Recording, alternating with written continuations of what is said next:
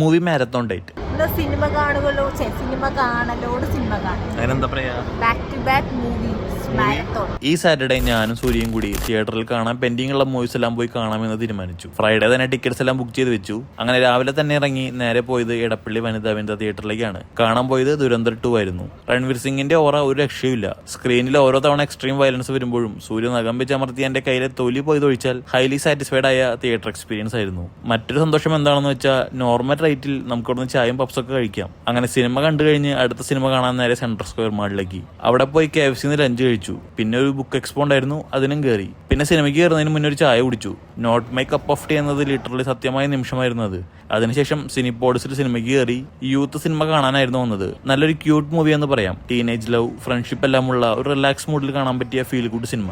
ഒരു വയലൻസ് സിനിമ കണ്ടതിന് ശേഷം ഇങ്ങനെ ഒരു സിനിമ അത്യുത്തമം. നെക്സ്റ്റ് മൂവി ഒബ്രോമോളാണ്. സോ നേരെ അങ്ങോട്ടേക്ക് പോയി. നേരെ പോയി ഡിന്നർ ലൈറ്റായി കഴിച്ചു. മോമോസും മാംഗോ ലൈം സോഡയും ആയിരുന്നു കഴിച്ചത്.